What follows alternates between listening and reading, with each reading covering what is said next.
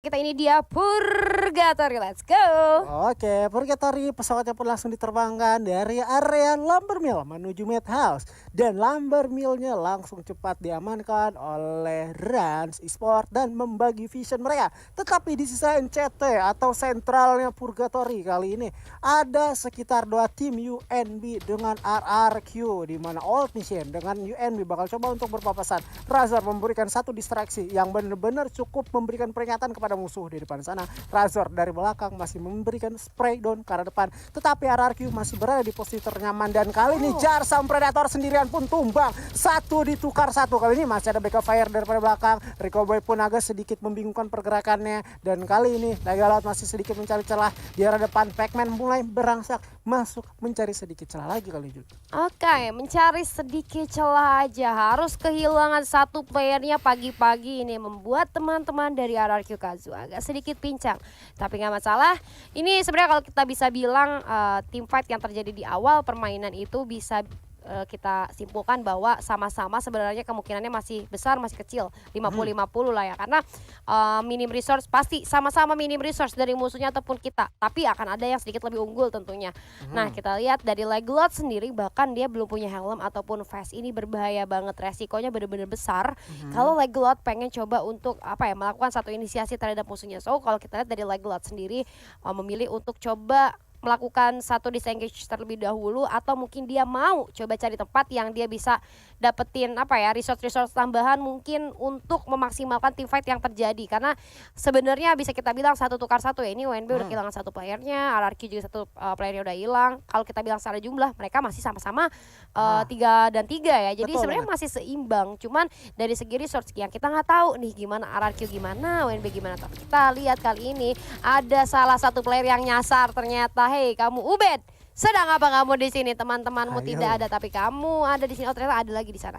Ternyata yang nyasarnya Leglot, bukan Ubednya. Karena tadi gue sempat bilang juga bahwa Leglot itu memilih untuk melakukan satu upaya disengage dan untuk mencari resource tambahan. Ternyata dia nyasarnya ke arah pertahanan dari Dewa United. Tembakan demi tembakan sudah mulai meluncur ke arah seorang Leglot, tapi kita beralih lagi. Echo Brill kali ini di mana Asuna coba membackup salah satu playernya itu seorang Rahels di depan. Namun menurut gue tetap sulit aja karena Rahels ini dekat banget sama musuhnya di arah rumah Tayo. Satu tembakan yang langsung saja memukul mundur teman-teman dari tim Echo, di mana Cleo dan Rahels kali ini dalam bahaya. Asuna, apakah akan terjadi clutch play lagi dari seorang Asuna? Gue nggak tahu, tapi ternyata dari Asuna decide untuk cabut aja. Ya betul, ini adalah salah satu keputusan yang emang benar-benar penting diambil oleh Asuna. Ketika dia udah ngerasa nggak kuat banget, lebih baik meninggalkan area pertempuran daripada timnya harus rata. Karena dari Eko itu emang benar-benar harus memanfaatkan poin dengan tepat. Tetapi dari NBA tuh kayak nggak mau ngeberiin jalan atau nggak mau ngasih satu langkah yang cukup bagus bagi Eko, sehingga Ekonya pun langsung dipulangkan begitu aja. Nggak ada rasa ampun dan nggak ada rasa kasihan sedikit pun. Nggak ada sama sekali, karena balik lagi pertempuran tidak memandang gender. Betul. Jadi mau Echo Brill ini cewek dan dia jago, tetap bakal dihajar terus-terusan sama siapapun yang udah ketemu sama mereka. Tapi kita berlari lagi, Rans Esports kali ini dengan vehicle-vehicle yang sudah mereka kendarai. Kali ini 3 vehicle sudah diamankan, bahkan ini membuat jalur rotasi mereka akan sedikit lebih unggul daripada tim-tim lain yang berjalan kaki tentunya. Tapi di area Lumber Mill mereka coba untuk turun terlebih dahulu, coba untuk ya looting dikit lah ya. Walaupun kalau gue lihat sebenarnya untuk dalam segi resource-nya masih minim, tapi kalau misalnya mereka mau coba untuk bertempur di menit segini mungkin masih cukup baik untuk bisa dimanfaatkan. Nah, ini sepi-sepi aja gue lihat. Jadi ya bisa lah untuk mereka coba looting dikit.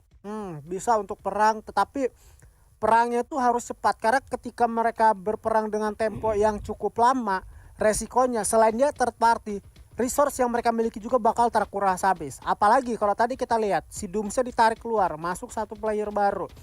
Yang emang biasanya masuknya player baru itu bisa menimbulkan efek baru bagi timnya dan juga bisa menjadi 50-50 antara efek bagus dan efek buruk. Namun di sisi lain juga sudah ada satu orang yang bakal diculik, yaitu Zooms Ayes di tangan Russia yang menggunakan senjata double Barretta dan kali memberikan informasi penting bahwa di depan mereka itu ada musuh. Apalagi Zax sudah merasakan kritikal yang cukup mengganggu. Kali ini ditabrak Zaxnya, sang bocil kematian pun harus tumbang. Yujin dari belakang kesulitan untuk membackup dan Yujin pun harus terjatuh. Mars masih terlalu jauh untuk arah jangkauannya. Apalagi Lukman yang kali ini mulai naik, tentunya bakal berpapasan berpapasan dengan Ransia yang ada di atap rumah motor menggunakan, tetapi disini Pac-Man berhasil menghidupkan dua teman-temannya. Yes, kita lihat dari RRQ yang berhasil untuk menghidupkan kembali sang kapten kali ini akan menjadi utuh kembali, tentunya akan menjadi satu upaya yang akan lebih bagus ke depannya. Tapi kita lihat dari EVOS Immortal harus berhadapan dengan teman-teman dari tim Zoom yang mana dua playernya bahkan harus ditumbangkan, tapi masih kembali bisa dihidupkan ya. Kita lihat tadi dari Masnya cukup jauh juga secara posisi, jadi nggak bisa untuk backup secara cepat. Namun kita beralih terlebih dahulu, ini dari tim Rans harusnya sih ngedengar adanya apa ya, suara kendaraan, suara tembakan juga. Jadi mungkin apakah mereka akan jadi third party atau hanya sekedar lewat aja, karena kalau bisa gue bilang Rans hari ini butuh banget poin. Dimana tadi beberapa kali mereka nggak bisa apa ya, memaksimalkan keuntungan mereka gitu kan, yang akhirnya mereka nggak bisa lanjut untuk bahkan ke top 5 atau top 3 gitu kan, yang akhirnya mereka harus mencari pundi-pundi poin ke sebanyak mungkin. Tapi RRQ Kazu kali ini dengan lengkap 4 playernya lagi, apakah mereka bisa untuk mengumpulkan pundi-pundi poin, karena kan balik lagi nih Leglot harus ngumpulin resource ulang gitu kan ya. Sedangkan dari Leglot sendiri kita lihat permainannya beberapa kali adalah sebagai inisiator atau pembuka gitu kan, tapi dibutuhkan banget banyak resource yang mumpuni gitu, entah dari vest ataupun helm. Tapi hati-hati, kali ini Leglot nampaknya akan berpapasan dengan salah satu player dari EVOS Immortal, Jujun. Apakah akan terjadi pergesekan? Sudah terlihat nampaknya Leglot mulai bersiap-siap dengan senjata yang sudah ada di tangannya, tapi kita lihat juga ada tembakan yang connect beberapa saja karena seorang Jujun bakal dibales langsung sama seorang Jujun kali ini. Tembakan demi tembakan mulai masuk lagi dan lagi, langsung disamperin begitu aja oleh seorang Jujun. Terkena hit yang cukup parah dari seorang Jujun kali ini, cukup low, tapi ternyata tembakan balasan yang cukup legit dari seorang Jujun berhasil menjatuhkan Leglot lagi dan lagi. Wow, tapi udah HP-nya low banget ini sih dari seorang Jujun. Ternyata Jujun sama Rahasia yang menarik. Tadi yang kasih sisa adalah Mans, tapi Mans sekarang yang nggak ada gitu, malah menyisakan Jujun dan juga Rahasia. Betul banget, Mans. Mans bertahan. Kali ini juga Leglotnya udah dihidupin lagi. Ya. Nambah satu pun di poin eliminasi dan gak kehilangan satu orang juga daripada RRQ. Not bad banget RRQ, tetapi RRQ emang harus benar-benar cepat reset lagi ketika one on one seperti ini. Seharusnya dia nggak ngebiarin satu orang temennya itu untuk bebas untuk one on one, karena resikonya itu apa ya, terbesarnya kita adalah terbunuh, yang seharusnya predikatnya kita bakal menang lawan satu player ini, karena damage yang kita berikan itu udah cukup besar dan bisanya untuk mempick off. Tapi nyatanya kita terpick off lagi dan lagi. Kali ini juga Dewa yang tadi itu udah terculik satu orangnya bakal berjumpa juga dengan MBR. Dua tim ini bersinggungan mulu nih. Iya. Tapi tadi lu tahu gak sih sebelum POV-nya dipindahin ke Dewa sama MBR, di otak gue ada omongan gini, pengen banget lihat MBR nih. Tiba-tiba dipindahin sama operatornya, kayak operatornya agak ada ikatan batin gitu ya sama gue. Tiba-tiba dipindahin, sumpah. Gue tadi di otak gue pengen lihat banget nih permainan Highlands, karena bisa gue akuin Highlands hari ini permainannya menarik banget. Jadi gue kayak penasaran terus untuk gameplay dari MBR itu sendiri gimana. Tapi tadi dari Dewa United hampir saja terlibat pergeseran dengan teman-teman MBR, dimana sebenarnya kalau secara posisi mereka bisa manfaatin patahan ini ya, patahan bukitnya di daerah rumah air, karena tadi kalau gue nggak salah MBR juga ada di atas. Tapi ternyata MBR pun tidak mau untuk terlibat pergesekan pagi-pagi karena masih ada 11 tim nih Azuri yang tersisa. Dan bahkan kali ini kita lihat teman-teman dari tim DG kayaknya yang bakal berpapasan dengan MBR, karena tadi MBR-nya mundur dari Dewa United, tapi di jalur rotasi mereka harus berhadapan teman-teman di tim DG yang bahkan kali ini tembakan sudah mulai dibuka oleh seorang Made. Beberapa peluru connect ke arah depan menghilangkan setengah HP dari seorang Hayden, dan ini dia Made dengan total 5 kill di round kedua. Ini harus diwaspadai banget dari seorang Made, tapi tembakan demi tembakan menggunakan Scarlet-nya kali ini ada tembakan balasan yang masuk di jendela ini, walaupun ya nggak begitu nggak akan begitu terlalu kelihatan, tapi harus berhati-hati. Jendela kadang menjadi satu malapetaka untuk tim-tim yang kurang respect terhadap posisi musuhnya. Ya, menjadi malapetaka. Apalagi dari MBR. Untung aja MBR ini mengambil langkah yang benar-benar tepat ya. Ketika mereka niatnya pengen ngamanin satu kompon rumah ayam di depan sana, di say hello sama DG, ibaratnya kayak diusir, ini rumah gua, lu nggak usah kesini, mending lu cari tempat lain aja. Seketika pula juga dari MBR itu langsung menyingkir ke sisi sebelah kiri rumah sabun yang ada vending mesinnya, dimana area situ tuh agak sedikit riskan, karena biasanya area situ menjadi area turunan bagi Sas Goboba, apalagi di belakang MBR itu masih ada dari Dewa juga. Bisa aja si dari MBR ini kebokong, karena dari Dewa juga ketika Dewa itu notice adanya peperangan di depan, Dewa itu nggak mau terlambat untuk join to fight. lebih tepatnya dia langsung buru-buru aja coba untuk mencari poin eliminasi, sehingga Dewa ini bisa dibilang tim yang suka third party. Iya, Dewa ini adalah tim yang suka third party, benar banget. Tapi ada sedikit perubahan gameplay kalau gue lihat dari Dewa, yang mana biasanya dia split position, tapi kali ini udah enggak, Ubednya udah sering bareng sama teman-temannya, dan ini menunjukkan satu hal yang cukup baik menurut gue ketika mereka tim fightnya berempat lebih oke lagi gitu. Dan kita beralih First Rider Storms kali ini udah ada satu upaya delay pergerakan terhadap teman-teman dari tim DG, di mana ternyata Diwan dan juga Scoopers harus menerima satu tembakan yang cukup sakit, berhasil ternok begitu saja dua player dari First Rider Storm, Anca dan juga seorang Uwai di dalam rumah cukup sempit. Ada granat yang hampir saja menjadi malapetaka untuk seorang DY. Kali ini kita lihat di luar, Uwai coba untuk memberikan satu jump shot kedua berhasil menemukan satu orang, namun ternyata di sebelah kiri ada tembakan lainnya yang berhasil menemukan seorang Uwai. Tersisa dua player lagi dari tim First Rider Storm yang kali ini masih belum bisa menyelamatkan teman-teman yang lain, tapi jump shot dilakukan kali ini satu player masih belum bisa di ending oleh teman-teman dari tim First Rider Scoopers. Coba memutar ke arah kiri, banyak sekali glue yang cukup menghalangi, ruang gerak sedikit terbatas, namun ternyata DG Esport menerima balasan perbuatan mereka yang akhirnya harus dipulangkan ke arah lobby di posisi ke-11. Azuri, Aduh, ada apa gerangan di round kedua? Yang buyah round pertama itu UNB, Tusun di peringkat ke-11 round kedua. Round kedua buyah DG, round ketiga DG Tusun di peringkat 11. Ada apa nih? Ada apa nih? Kutukannya terus-terus berjalan gitu ya kan. Gue lihat dari DG mengusir MBR, tetapi dengan pengusiran itu mengundang kedatangannya First Riders. Apalagi First Riders baru aja perang, ditabrak nih sama kapten terkuat di muka bumi. Akan terjadi peperangan yang sama. Dia granat. Satu granat pada depan, nice. Connect 119 tentunya cukup sekarat. Ada Super dan juga my god, cepet banget nih RRQ Kazu.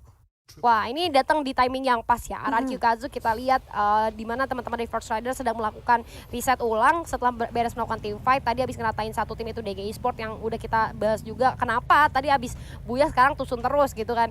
Tapi dengan sangat cepat RRQ masuk di momen yang pas, langsung melakukan pergerakan inisiasi yang tidak bisa dihindari tentunya, yang akhirnya granat pembuka dari Legelot bisa memberikan pundi-pundi kill, akhirnya diratakan begitu saja First Rider Storm. Tapi kita lihat zona kali ini akan mengerucut lagi. Zonanya bakal kemana kira-kira? Gue masih penasaran circle-nya, karena kalau kita lihat hampir semua tim udah ada di zona yang aman gitu. Dan EVOS pun bahkan sudah lengkap ya berempat. Tadi kita lihat udah dibangunkan dua playernya, udah ada tembakan di tengah. Kita lihat tuh MBR kayaknya sudah mulai waspada terhadap sekeliling ini, Azuri. Iya, ini zona ada di tengah-tengah, yaitu di tim RRQ. Pembacaan zona yang benar-benar tepat dan bagus banget, dan keputusan yang emang betul-betul bijaksana dari Regelot untuk menginformasikan temannya bahwa ini kita coba untuk melakukan clash play ya, tetapi putranya harus terjatuh. Terima tembakan dari sebelah kiri dan kanan. Rupanya Razor menculik Ayes. Namun di sisi lain Sensei menumbangkan Bams kali ini. Udah mulai terbang juga skill dari karakter Skyler. Mencoba untuk tatakin lagi ke arah sisi sebelah kiri, tetapi di kanan tidak terlihat. Ada satu orang pergerakan masuk. Kapten Legelotnya pun harus terjatuh. Mengurung diri, tetapi glue-nya nggak sedikit keluar daripada Razor dan dihidupkan lagi sang kapten. Aduh ngeri banget itu celah pintu sekecil itu ya, maksudnya bisa kelihatan dari arah luar, tapi awareness yang cukup tinggi dari Razor dan kawan-kawan ketika Legelot berhasil dijatuhkan, mereka langsung melebarkan sayap mereka, menyebar posisinya, membuka vision lagi, karena balik lagi orang yang ada di dalam rumah visionnya akan lebih gelap daripada yang di luar gitu kan. Mereka nggak akan tahu ini musuh posisi jelasnya di mana, tapi dengan sangat cepat teman-teman dari RRQ Kazu melebarkan posisi mereka dan membuka vision seluas-luasnya, karena tadi aja Legelot bisa tumbangnya di dalam rumah gitu. Dari celah pintu MBR bisa mendapatkan Legelot, dan ini gue rasa MBR bakalan terus-terus nge-pick off teman-teman dari RRQ karena posisinya nggak berubah dari RRQ, kayak entah bakal ditungguin atau ditunggu dulu sedikit momen baru mereka melakukan ras. Tapi kita beralih POV Dewa United, di mana udah ada UNB yang terpantau dengan sangat jelas posisinya, namun ternyata ada Sesgo Boba juga yang gue rasa mereka numpang lewat aja harusnya. Apakah bakal ditembakin kita masih belum tahu, dan ternyata benar Sesgo Boba cuma numpang lewat aja, tapi tidak semudah itu karena di dalam circle pun udah banyak orang, Azuri. Betul banget, terjadi penumpukan di circle yang emang bentar lagi udah bakal menyusul circle ketiga. Dan juga dari Dewa gak bakal tinggal diam di sisa yang sudah ada satu orang yang udah ke pick off. Rupanya dari Rama yang udah terjatuh, namun kali ini Void menambah pundi-pundi eliminasi, mencoba untuk melakukan satu backstep, tetapi udah diketahui M79 kali berada di tangan, dilontarkan begitu aja. Ikinya masih cukup selamat, namun di sebelah kanan Dewa berhasil mendapatkan Smiley. Kali ini udah 2 SB yang cukup banyak dihabiskan. Ada shotgun charger di area depan, granat kali ini Driannya pun harus terjatuh. Masih ada Skyler udah diterbangkan ke arah depan dan juga tumbang Iki. Kali ini Voidnya terjatuh, satu orang berhasil menumbangkan sekitar 3 dari teman-teman Ras. Standing dari Easy Peasy berada di atas sana. Last man standingnya udah harus dipaksa untuk rehat lagi, medikasi sambil memperbaiki face-nya. Dan 3 melawan 1 ini menjadi satu chance yang benar-benar sulit bagi ZPZ untuk bertahan hidup. Iya bener banget. Ini tadi kasihan banget si Iki Skyler emang menyebalkan itu. 1 jump shot coba dilakukan. Namun ternyata di sisi lain Rans Esports berhasil dipulangkan di posisi 9. Clue sudah dibuka kali ini. Dewa United harus bertemu dengan teman-teman dari tim EVOS Immortal di mana Mas berhasil di knock begitu saja menggunakan M79 dari seorang Bams. Tembakan demi tembakan mulai diluncurkan lagi ke arah EVOS Immortal, tapi Bams coba untuk menyelamatkan teman terlebih dahulu. Zack pun terjatuh di sana, masih belum ada proses revive dari teman-temannya. Tapi Ubed pun berhasil dijatuhkan. Ini dengan sangat cepat Bams coba untuk revive dulu biar bala bantuannya makin banyak, tapi sedangkan Zack susah banget buat di revive karena Rasya kondisinya jauh banget. Balik lagi, Rasya coba untuk menjadi support backup dari arah kejauhan, tapi ternyata tembakan demi tembakan sudah mulai diluncurkan lagi. Tembakan balasan pun mengenai seorang Rasya dan Zack ternyata tidak bisa diselamatkan. Ini yang 79 seorang Bams perlu banget buat di respect harusnya. Dan Rasya menjadi last man standing tentunya, tapi Zoom Esport pun harus pulang di posisi ke-8. Gue rasa Rasya bakal memutar cukup jauh, tapi kita pindah lagi POV dari Void 69 dan juga dari RRQ yang berada di rumah ayam kali ini berhadapan langsung dengan Dewa United yang berhasil dipulangkan ke arah lobby, tapi kita lihat juga coba untuk mengurung dirinya dari seorang Razor, tidak bisa bertahan lama. Legalot pun di sini mendapatkan pressure yang cukup berat kali ini di dalam rumah dan bahkan langsung dipulangkan saja 2 player tersisa dari RRQ Kazu. Dan kita lihat juga di sisi lain ada EVOS Immortal yang berhasil ditumbangkan di posisi ke-6, namun Sesgo Boba masih pantang menyerah untuk menumbangkan RRQ Kazu. Sang raja kali ini tidak bisa kemana-mana, namun ternyata bocil dan Kupel malah langsung dibalaskan begitu saja, dipulangkan di posisi ke-5. Oh my god, Azuri sayang sekali. Ya sayang banget dari Ses ya. Ses tidak mengetahui dan tidak menyadari rupanya dia nggak sendirian di sini. Di sisi lain masih ada dari Ember kali ini. Lagi menggunakan M79 dan melakukan akurasi yang cukup bagus. Satu orang sensei berhasil dapatkan. Topek pun darahnya udah bakal terkuras. M79 masuk Brody. IQ yang benar-benar bagus digunakan oleh Hedan, tetapi dari Topek nggak bakal aman. Lemparkan satu granat ke depan, udah terlampau jauh lemparannya, tertekan Topek, tim UMD pun rata di tangan Void 69. Kali ini Ember berada di zona yang cukup sulit. Di sebelah kan masih ada 2 orang dari RRQ, di atas masih ada Void 69 yang udah bakal selok. Ember masih utuh dengan 4 orangnya dan 8 peneliminasi, Juli. Gila, 8 poin eliminasi nih MBR ya dengan 4 pemain yang masih utuh.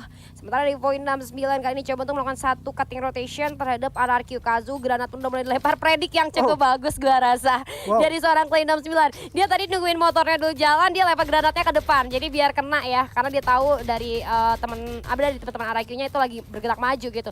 Namun dari arah high ground di sini coba untuk memberikan satu pressure terhadap MBR yang udah mulai terhimpit oleh zona. Distraksi dari RRQ Kazu ngeselin banget sih pakai motor. Benar-benar ada Skyler yang bakal coba untuk menghancurkan semua global milik MBR. Satu player terjatuh Zeus dan bahkan MBR Epsilon harus dipulangkan. Void 69 kali ini coba untuk menambahkan 1 player lagi dari RRQ Kazu. Terima kill bahkan ada seorang Kaing 69. Apakah ini akan menjadi buya? Dan yes, Void 69 12 poin eliminasi dan juga